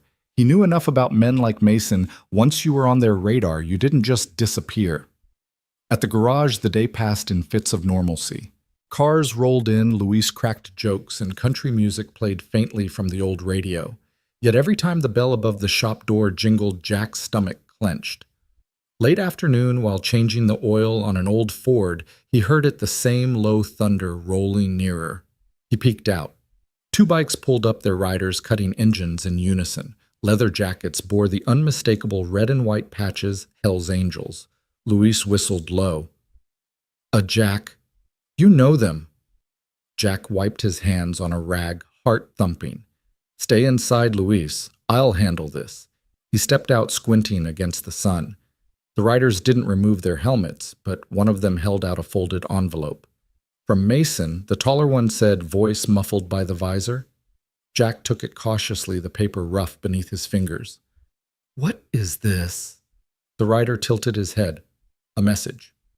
"Read it. You'll understand." Then without another word, they kicked their bikes alive and roared away, leaving only the smell of gas and dust behind. Jack unfolded the envelope. Inside was a single sheet of paper, handwritten in bold, jagged script. "You saved blood. That makes you family. Meet us tomorrow night at the old mill on Route 6. Refuse and you'll regret it." His gut twisted. This wasn't a choice, it was a summons. That evening, Emily sat at the kitchen table doing her homework while Jack read and reread the letter. His hand shook slightly. He didn't want her near this. He didn't want any of it near her. Emily looked up. "Dad?" "You're staring." Jack quickly folded the paper and shoved it into his pocket. "Just thinking about work." But she studied him with those sharp, knowing eyes. "You're lying." The honesty in her voice cut him. He crouched beside her, resting a hand on her shoulder. Sometimes grown-ups have problems they don't want kids to worry about. But I promise I'll keep you safe." She nodded slowly, though fear lingered in her gaze. The next night, the sky bruised into dusk as Jack drove out to Route 6. The old mill loomed at the edge of town, rusted and hollow, its windows like dead eyes. A bonfire blazed outside, shadows of bikes circling like wolves. Jack pulled up, engine ticking in the cooling air. He stepped out, squaring his shoulders. Around the fire, at least a dozen men turned to look at him, tattoos, leather eyes gleaming under the firelight. Mason stepped forward, smoke curling from the cigarette in his hand. "Carter, thought you might chicken out." Jack's jaw clenched. "You made sure I couldn't." Mason grinned. "Fair enough, but we're glad you came. Sit, drink. Tonight's about respect." He motioned to a crate of beer nearby. Jack didn't move. "Why am I here?" The laughter from the group was low rolling. Mason tossed his cigarette into the dirt and stepped closer. "Because you proved yourself. You didn't run from fire. You didn't let fear decide. That's rare. We want to know what kind of man you are, and if we can count on you." The fire cracked sparks spiraling into the night. Jack felt their stares pressing against him like the weight of 100 unspoken threats. "I'm just a mechanic," he said firmly. "A dad. That's all I've got." Mason's smile widened, but his eyes hardened. "Then you've got more to lose than most, which means you'll understand this." He snapped his fingers, and one of the men pulled a battered leather vest from a duffel bag, tossing it onto the dirt between them. The Angel's insignia was stitched on the back, blood red and stark. "Put it on," Mason said, "or walk away and watch your life burn." The silence that followed was suffocating. Jack's heart pounded, his mind flashing to Emily asleep in her bed, to the way her hand fit into his when they crossed the street. He stared at the vest, then back at Mason. "I won't wear it," he said, voice low but steady. "You don't own me." For a moment no one moved. Then the laughter came again, colder this time. Mason leaned close, his breath reeking of smoke and whiskey. "You've got fire in you, Carter. I like that, but fire burns hottest before it dies." The men around the fire shifted boots, crunching gravel, hands tightening on bottles and chains. Jack's muscles tensed, every nerve screaming to fight or run. And in that razor-thin moment, Jack realized the truth. Whatever this was, it wasn't about respect. It was about power. And now they would test just how far they could push him. The fire hissed and popped, sending embers into the black sky like tiny sparks of warning. Jack stood, stiff fists clenched at his sides, the angels circling as though waiting for Mason's command. The leather vest still lay in the dirt between them, heavy with unspoken meaning. Mason's voice cut through the crackle of flames. "You don't get it, Carter. When we say family, we mean it. We don't offer it to just anyone. You saved blood, and that debt binds you. Walk away from that." He smirked, exhaling smoke in Jack's face. "And you spit on us." Jack didn't flinch. His eyes stayed steady, like weathered steel. "I don't owe you my soul. I did what any decent man would have done." One of the bikers laughed, cruel and sharp. "Decent men don't last long around here." The laughter rippled through the group. A few stepped closer, boots grinding gravel. Jack could feel their heat, the weight of menace pressing against him. But he also felt something else, a calm resolve settling in. He'd faced darker nights, lonelier battles, and always with Emily's safety guiding him. He wasn't about to kneel now. Mason raised a hand and the men froze mid-step. "Easy, boys. Let him speak." He studied Jack for a long, silent moment. "Tell me then, Carter, what's so damn important that you'd rather make enemies than brothers?" Jack's jaw worked, and he let the silence stretch before answering. "My daughter." His voice cut through the smoky air like a blade. "Everything I do is for her. I won't risk her world getting tied to yours." A hush fell. Even the men who'd laughed shifted uneasily, glancing at Mason. There was something about the way Jack said it, solid, unbending, that broke through their bravado. Mason's smirk faltered just for a second. Then he chuckled, shaking his head. "You've got backbone, I'll give you that. But here's the problem. You can't stand outside forever. Once the road finds you, it never lets go." Jack straightened. "Then let it try." The bonfire snapped, and for a moment it seemed like Mason might unleash his men. But instead he flicked his cigarette into the dirt and barked a laugh. "You know what, Carter? You remind me of someone I used to ride with, a stubborn fool who thought he could outrun fate. He didn't. But maybe you've got something different." He turned, motioning to his men. "Leave him." Confusion flickered across their faces. Boss One muttered. "Leave him?" Mason repeated. "For now." The bikers backed off reluctantly, muttering under their breath. Jack's pulse was still racing, but he didn't move until Mason stepped close once more. His voice dropped to a near whisper. "You're walking on a razor, Carter. You don't want the vest, fine. But don't ever think you can wash your hands clean. You're in this story whether you like it or not." With that, Mason turned, straddling his bike. Engines roared to life around him, the thunder of exhaust shaking the ground. They peeled off into the night, leaving the milliard empty save for the dying fire, and the vest abandoned in the dirt. Jack stood there long after the sound faded, chest heaving. Finally, he picked up the vest, staring at the heavy patchwork of leather and thread. It reeked of oil and smoke of roads he never wanted to walk. He carried it back to his truck, tossed it onto the passenger seat, and drove into the night. At home, Emily was waiting up, despite the hour her small figure curled on the couch. She shot up when he came through the door. "Dad." He knelt, pulling her into a hug so tight she squeaked. "I'm here," he whispered into her hair. "I'm here, Em." She looked at him worried. "You smell like smoke." Jack glanced at the vest still in his hand, then shoved it into the closet out of sight. "Long night," he muttered. For days after, he couldn't shake Mason's words. Customers came and went at the garage. Emily laughed with her friends at school. The world spun like nothing had changed. But Jack knew better. The fire from that night burned inside him, still warning him that this was only the beginning. And sure enough, the storm broke sooner than he expected. One Friday evening, as the sun bled red across the horizon, Jack was locking up the garage when Louise came running. "Jack, you gotta see this." They stepped outside. Across the street, half a dozen bikes idled, their riders' silent helmets gleaming under the sunset. They didn't move. They didn't shout. They just watched. Louise swallowed. What do they want? Jack's face hardened. They want me to remember. And in that moment, Jack realized Mason hadn't let him go. The Hells Angels were circling closer, not as allies, not yet as enemies, but as a storm waiting to decide whether to destroy him or claim him. The low rumble of engines lingered in the evening air long after the bikes had disappeared down the road. Jack stood frozen outside the garage, the last streaks of daylight stretching across the asphalt like fading warnings. Luis lingered beside him, shifting uneasily from foot to foot. Man, Luis said, his voice barely above a whisper that was creepy. They didn't even say anything. Jack locked the garage door with a sharp twist, jaw tight. They didn't have to. The silence that followed was heavy. Jack could still feel their eyes on him like ghosts refusing to leave. By the time he got home, Emily was already at the kitchen table, crayons scattered around her homework. She looked up, her face brightening instantly. "Dad," she chirped. "You're late again." Jack forced a smile and kissed the top of her head.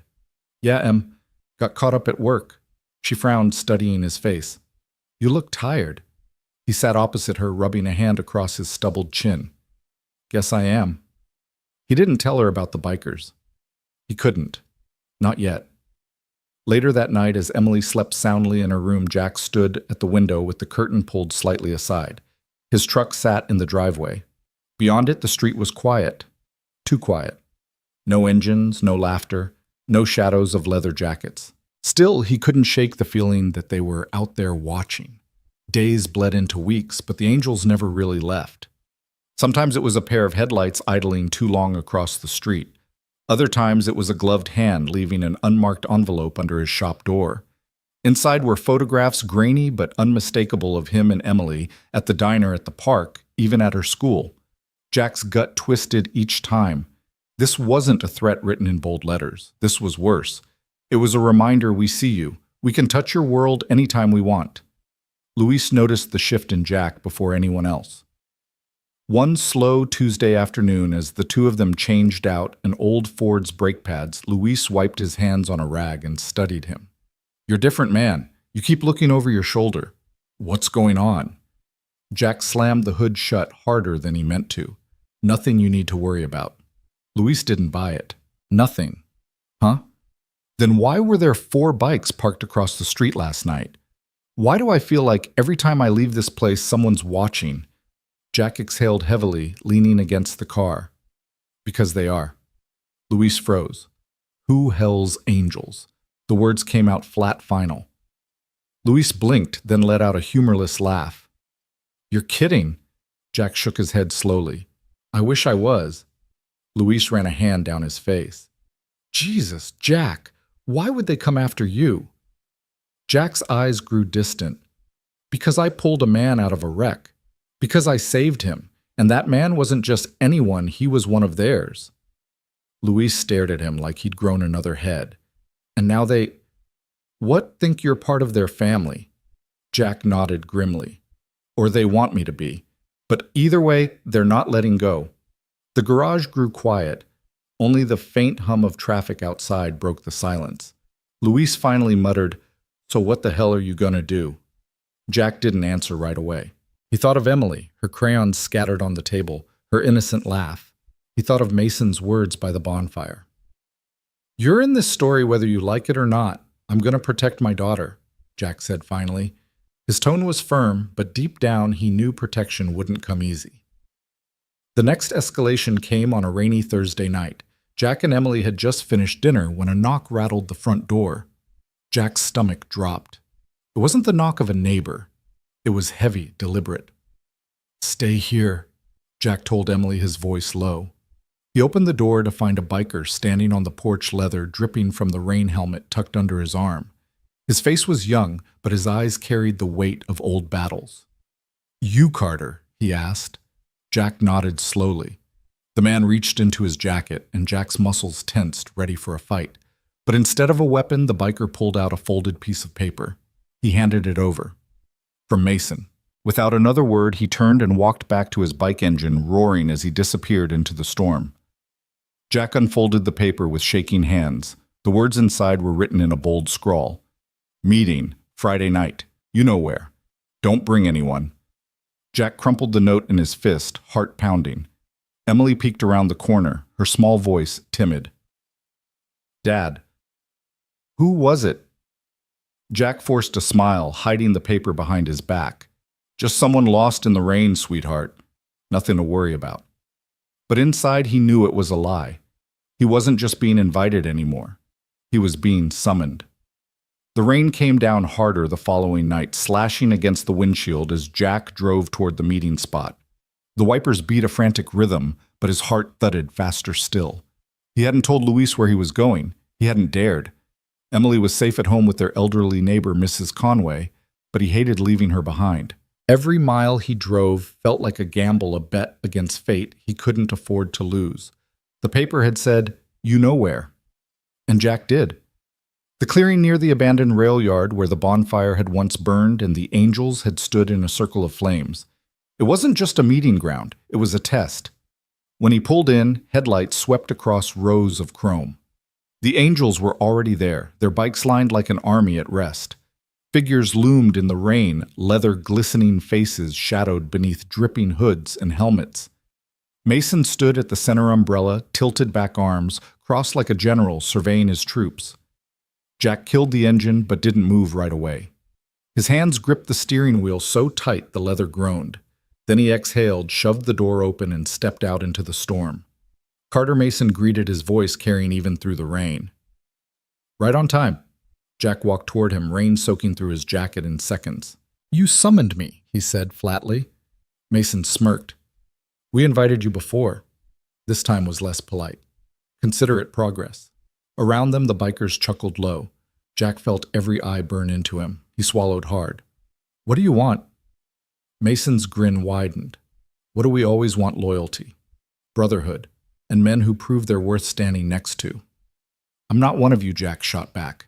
I never asked to be. Mason's gaze sharpened. You pulled Tommy out of that wreck when no one else would. You dragged him from the jaws of fire and stayed until the ambulance came. That wasn't just luck, Carter. That was courage. And courage like that we don't ignore. Jack's jaw clenched. I did it because he was human, not because of the patch on his back. The crowd murmured restless, but Mason raised a hand to quiet them. And that's what makes you different. You did it without expecting anything in return. But we don't let debts hang in the air. Mason stepped closer, so close Jack could smell the mix of rain smoke and gasoline clinging to his jacket. You saved one of ours. Now whether you like it or not, you've got family. Jack shook his head. Family, I have a daughter. She's all the family I need. The murmur turned into growls, the crowd shifting. One man spat in the mud. Another cracked his knuckles. Mason, though, only tilted his head, studying Jack like a puzzle piece that didn't quite fit. You think you can just walk away? Mason asked quietly. That by saying no, you close the door. He leaned in, voice dropping to a whisper only Jack could hear. The thing about family is, it follows you, it protects you, it tests you. Jack stiffened. And if I don't pass your test, Mason's smile turned cold. Then you'll wish you had. The bikers erupted with laughter, but it wasn't friendly. It was sharp, jagged, meant to slice at his resolve. Jack took a step back, rain plastering his hair to his forehead. I'm not afraid of you. Mason chuckled low. You should be. But fear isn't what binds us. Fear breaks. Brotherhood holds. He snapped his fingers and two men stepped forward from the shadows. Between them, they dragged a battered duffel bag. With a grunt, they dropped it at Jack's feet. It landed with a wet thud, mud splattering across his boots. Open it, Mason ordered. Jack hesitated, then crouched down. The zipper rasped, and inside he saw stacks of cash, more money than he'd seen in years. His stomach turned. What is this? Mason spread his arms. A gift, a gesture. Call it appreciation. Jack slammed the bag shut. I don't want your money. The laughter stopped. The silence that followed was deafening, broken only by the hiss of the rain. Mason's expression darkened. You think this is about choice? He asked softly. You already made your choice when you pulled Tommy from that wreck. You're tied to us now. The money. That's not payment. That's a symbol. You take it, you're in. You refuse. He trailed off, but the weight of the unspoken threat pressed harder than the storm itself. Jack stood, fists clenched. I don't need your money, and I sure as hell don't need your brotherhood. Mason studied him for a long moment, then slowly smiled. Good. I was hoping you'd say that, because now we'll see what you're really made of. He snapped his fingers again. The circle of bikers closed in around Jack Boots, crunching in the mud engines, revving in the distance like a war drum. Jack's pulse hammered in his ears, but he stood his ground. He thought of Emily's face, her laughter, her crayons scattered across the table. He thought of why he fought in the first place, not for money, not for power, but for love. Mason leaned close, his words slicing through the rain. You don't walk away from us, Carter. You either stand with us, or you're crushed under us. The bikers closed the circle tighter, and Jack knew this night wasn't just a meeting. It was the beginning of something far more dangerous. They closed the circle until Jack could feel the heat of their bodies and the gasoline breath of their engines. Rain stitched the dark and silver lines beating on leather running down Jack Mercer's neck beneath his collar. He kept his feet planted in the sucking mud and set his jaw the way he had the day Emily was born, like a hinge that wouldn't give. Mason stood 3 feet away, the bonfire casting his grin in orange and shadow. Last chance, he said over the hiss and drum of the weather. Put on the vest or learn how fast a small life burns. The men laughed low, the sound of a bar door slamming behind a bad idea. A chain slid through one man's fist with the whisper of a threat that didn't need explaining. Jack's pulse thudded in his ears. He thought of Emily's handwriting on the refrigerator note about Saturday's art show, of the gap in her smile, where the front tooth used to be, of the way she squeezed his fingers twice at crosswalks, one for I'm here, one for I know. He took one breath, then another. I'm not wearing your colors, he said, voice level. And you don't touch my family. A new sound cut through the rain, a single engine coming in hot, but not loud. The circle twitched. Heads turned. The bike slid into the clearing like a punctuation mark, black and patient. The rider kicked down a boot, killed the engine, and pulled off his helmet slow. Even in the storm, the scar along his hairline looked like a thread from some old bad story. Reed Lawson Hawk took in the tableau with washed-out blue eyes that missed nothing. He didn't raise his voice. He didn't have to. Hold. The circle obeyed. Mason's grin soured. You're late. Hawk's gaze flicked once to him, then back to Jack. I'm right on time. Mason took a step forward, jaw cocked. We were finishing business. Looked like you were about to start a mistake, Hawk said, calm as a closed door. He moved into the circle without shouldering anyone aside, and somehow the circle made room. Water dripped off the peak of his helmet onto his vest, darkening the leather like the spreading of a thought. Hawk turned to Jack. Where's your girl? With the neighbor, Jack said. Mrs. Conway. She makes casseroles when she's worried. Hawk's mouth made a shape that wasn't quite a smile, wasn't quite not. Smart woman. He looked past Jack at Mason. You think I called this man out here to beat him into a jacket? Mason's laugh had brick in it. He thinks he can stand outside and stay clean. Time he learned how the road works. The road works the way we make it work, Hawk said, and there was iron in the quiet. We ain't a dog looking for somebody to kick. A couple of the men shifted, not quite sure whether to look at the fire or the ground or their boots. Mason spread his hands magnanimous like a bad saint. Then you tell him. Because I did, and all I got was Sunday school answers. Hawk didn't look away from Jack. Ride! Jack's heart knocked once against his ribs like a hand on a locked door. Where? Someplace you'll understand more than this, Hawk said, tipping his chin toward the fire and the ring and the rain. You want to know what this is? He pointed at the duffel Mason had made him open, the cash glowering inside like a dare. It ain't that, Mason scoffed. What is it then, Lawson's story? Time. Proof, Hawk said. Get the hell off my clearing. The order wasn't barked. It was laid down like a plank. And still the men moved boots, scuffing shoulders, turning engines, coughing to life in surrender. Mason lingered a breath too long, his smile thin as a blade. This gonna be on you, he said to Hawk. When the bill comes due. It's already due, Hawk said without heat. You just didn't read the fine print. He swung a leg over the bike. Mercer behind me. Jack looked at the fire once more, at the vest heavy with rain, and threat lying like a dead thing in the mud. He left it where it was swung onto the Harley and grabbed the bar behind the seat. The engine vibrated into his bones, and then they were out of the clearing, the last of the circle's glow disappearing in the mirrors, the rain turning from needles to a fine mist as they ate up blacktop. They didn't ride fast. They rode in a steady thinking lope like a man telling a story to himself. Jack's breath found a rhythm with the engine. Pine and wet dirt and diesel and the faint tang of river water braided the air. Town unrolled shuttered storefronts, the laundromat blinking open like a tired promise, the diner with 3 cars out front and a waitress looking out between refills. Hawk turned left without signaling, then right into the lot of the Sunshine Market. The grocery that did a brisk trade in cigarettes, milk, and lottery dreams at 9 at night. Headlights.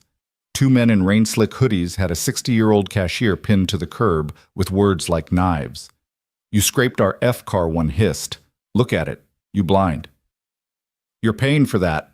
The cashier, Mrs. Hadley, who slipped Emily extra lollipops when Jack wasn't looking, held both palms up.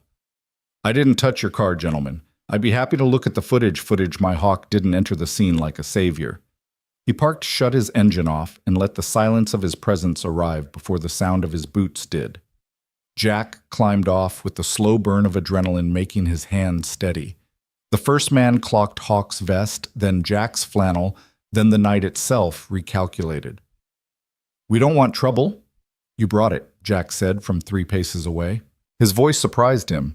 It wasn't loud, but it carried. "Take a breath. Step back." "Who the hell are you?" The second man spat, even as his feet betrayed him with a half-step of retreat. "Someone who fixes things," Jack said, "like paying for real damages if there are any, or calling the cops if there aren't." He didn't look at Hawk. He didn't have to. He could feel the man like a wall behind him, not closing him in, just keeping weather off. The first man's gaze snagged on Hawk's patch again and went brittle. "We ain't dealing with—" "You're dealing with her?" Hawk said, as if the thought bored him. He nodded at Mrs. Hadley. "And with him because he's the one talking about receipts instead of blood." He jerked his chin toward Jack's truck. "You got a flashlight in there, Mercer?" Jack tossed him one from the bed. Hawk handed it back as if the test were clear and already passed. Jack crouched in the drizzle and ran the beam slow along the fender of the men's car, a late-model sedan with more attitude than upkeep. He found no scrape that matched the story, no fresh paint, just the scuffs that come from a life lived parking by feel. He stood and dusted his palms like he could clap the lie off them. "Nothing," he said. "Apologize and go." The second man bristled. "You talking to me?" He took 1 step into Jack's space and ran into something invisible, the part of a man that doesn't move back anymore. His breath hit Jack's cheek and smelled like cheap whiskey and bad decisions. "You're trespassing on a promise," Jack said, soft as a fuse, the kind where decent people can buy milk at night without being shaken down. The man shoved him. Jack didn't swing. He didn't need to. Tires whispered and then growled at the edge of the lot. 1 engine, then 3, then 5. Headlights poured into the scene like day arriving sideways. Bikes idled behind Hawk in a half-moon diesel first shoulders like a guardrail. Cutter with his quiet accountant's eyes that saw more than numbers. Snakes scowling at the weather and everything in it. No one got off their bikes. No one said a word. The 2 men looked at the line of machines, at the men on them, at the small grocery with its flickering open sign, and at Jack standing without his hands up. They did the math badly, and then well. "We were just leaving," the first said. He took the other's sleeve without waiting for permission. "Come on, man." They went. No one followed. No one cheered. The lot exhaled. Mrs. Hadley's hands shook when she smoothed her apron. "I don't know who you are," she told Hawk. "Good," Hawk said. "You don't need to." Her eyes slid to Jack and filled with a gratitude that embarrassed them both. "But I know who he is." She reached behind the counter, came up with a brown paper sack already fat with grocery things. "This found its way to your porch last week," she said like a confession. "Sometimes the good goes in circles." Jack's throat pinched. He looked at Hawk, who looked at the rain, which looked back indifferent. Diesel killed his engine, swung off, and lifted a crate from his bike like it weighed nothing. He set it inside the door. "For the food drive," he said. Mrs. Hadley blinked. "I didn't—" "You did?" Diesel said and walked back into the weather. Snake rolled past Jack, slow as a thought. Next time he grunted, not quite looking at him, call before you get pushed. Jack touched the pocket where the small radio waited at home in a drawer. Didn't need to. Snake made a noise that might have been approval if you tilted your head and listened for it. Hawk turned to Jack. Rain softened to a fine, almost pleasant wet. The lot hummed with the low animal purr of idling Harleys and the fluorescent buzz of a sign that meant we keep this place lit. This is the circle, Hawk said like a simple answer to a long exam. Not the patch. Not the bonfire. This. Showing up because it matters. Jack looked at Mrs. Hadley's small hands tucking the sack's top closed with the concentration of someone tying a bow at a grave. He looked at the bikes, at the way their riders faced out, watching lines nobody else saw. He looked at his own hands and saw them both grease and blood, and found he didn't hate either as much as he had when the night began. What happens when Mason decides to make his point anyway? Jack asked, not because he didn't know, but because saying it changes the air. Hawk blew rain from his lip. He'll try. He nodded to the line of bikes backing into a V like they were spelling something with chrome.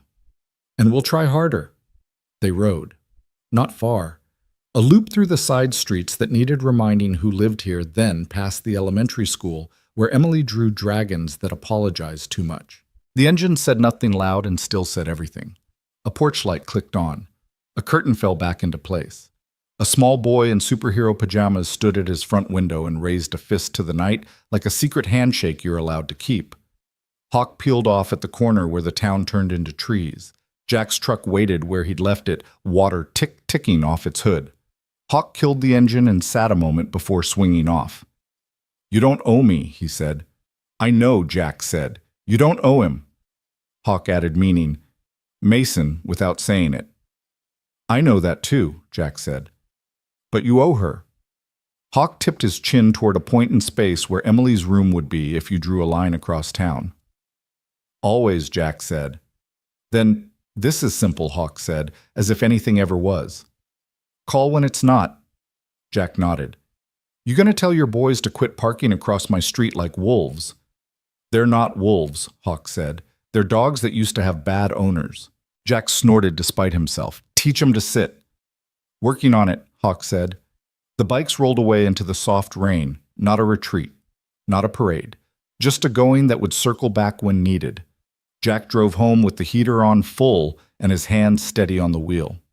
Mrs. Conway's lamp glowed in her front window. Through his own screen door, he could see the casserole she'd left on his stove steam, fogging the lid.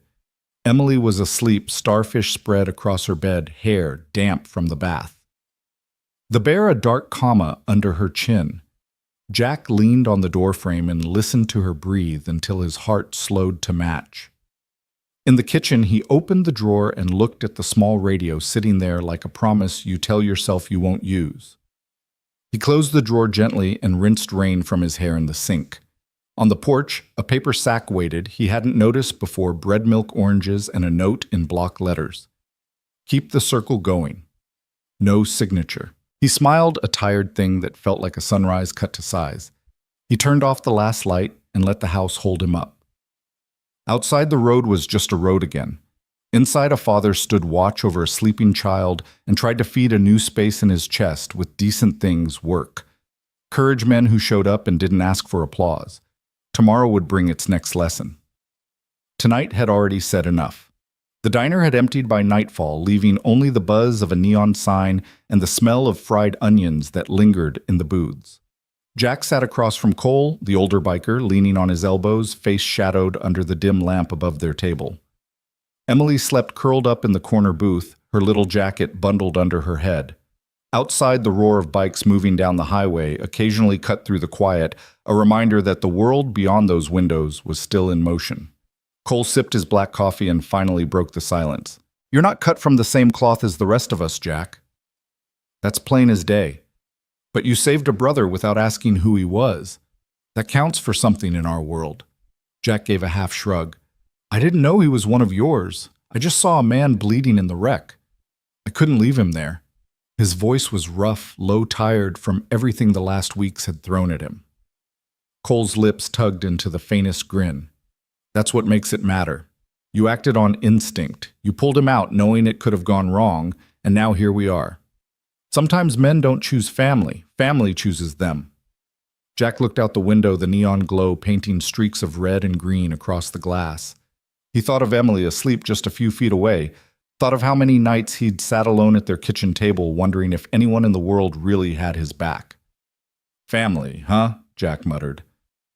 Last time I tried believing in that, my wife walked out on me. My little girl's all I got. Cole leaned closer, lowering his voice. And you'll keep her safe. But don't mistake pride for strength. No man wins every fight alone. You want to keep her from the wolves out there, you'll need allies. You think being a single dad makes you weak, but to us it makes you dangerous. Because every choice you make, it ain't about you, it's about her. That kind of man doesn't break easy.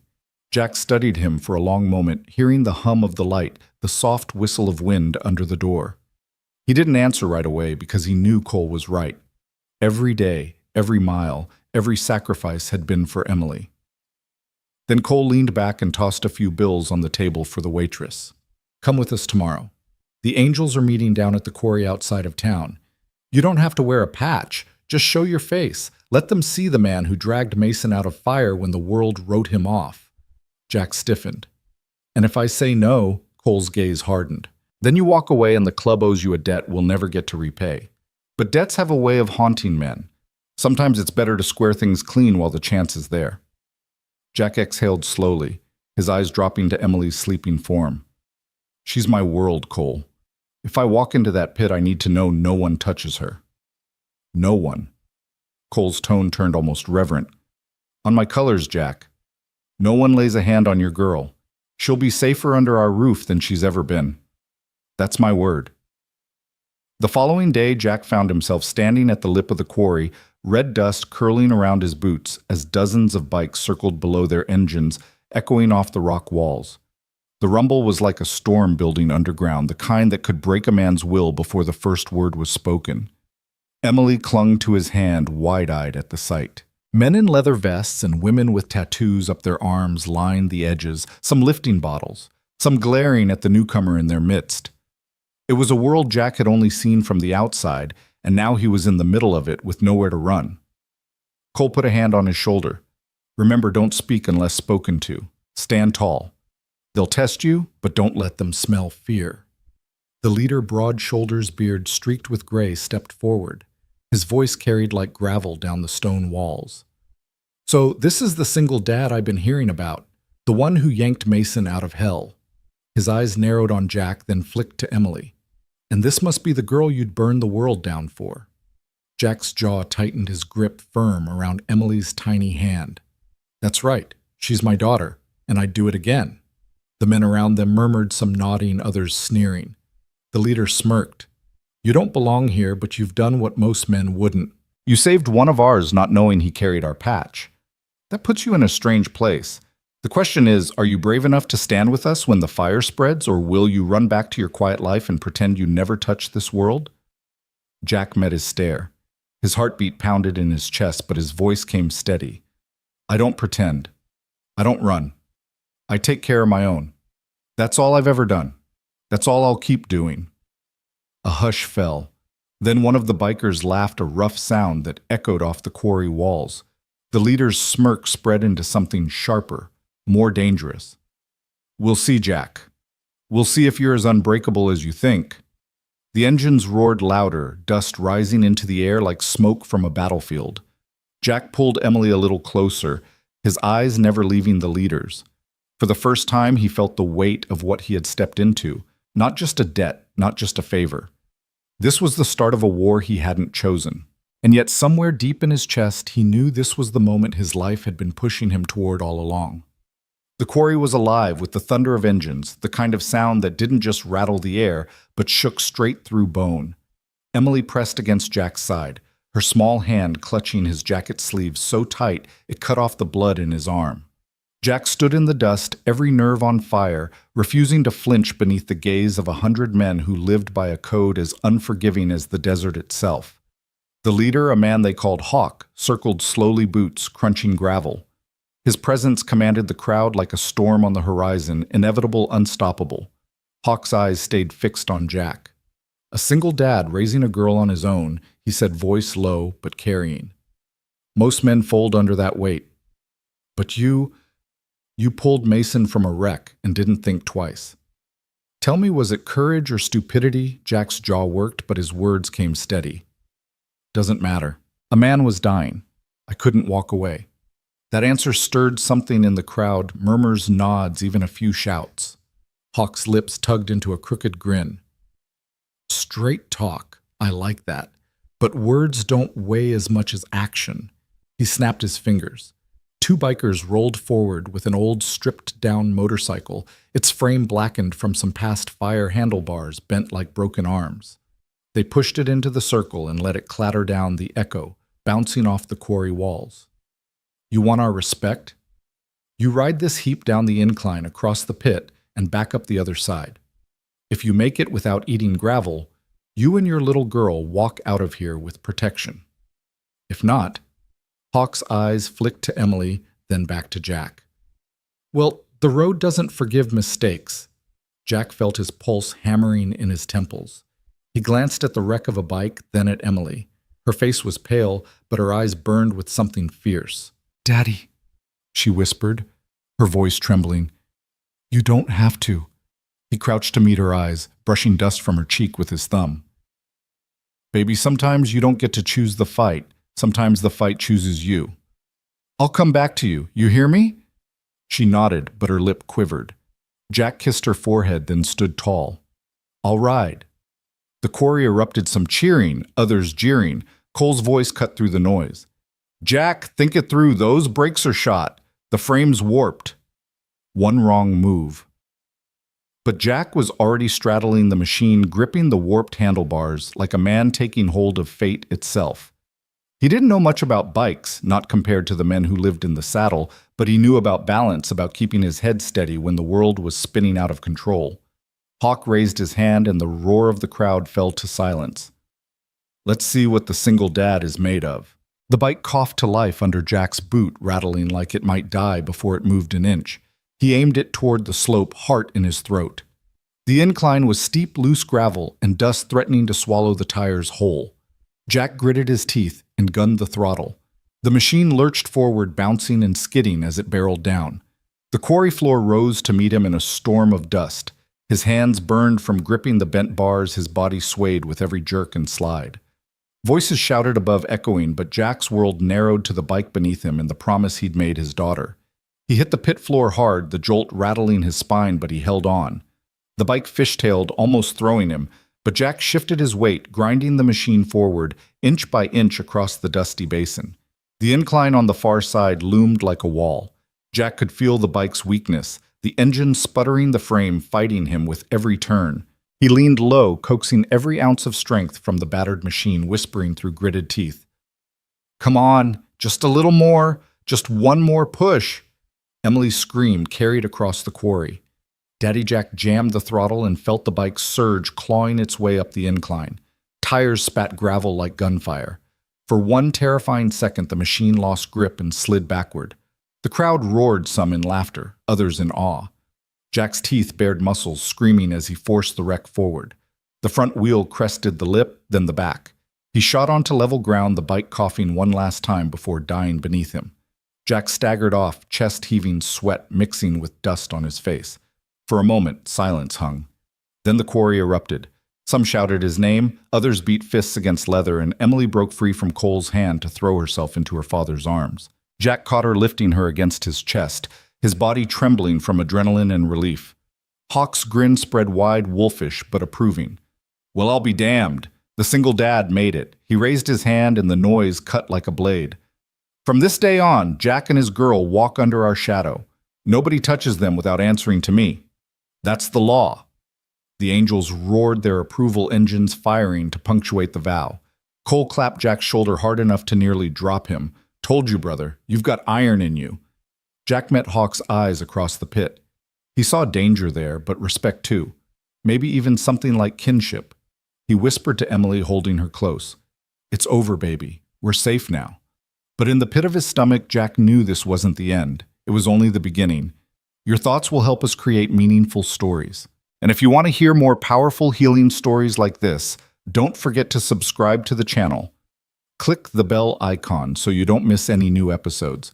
And most importantly, share this video with people who need a little hope today. Thank you so much for your time. We hear you. We listen to you. And we are honored to tell these stories for you.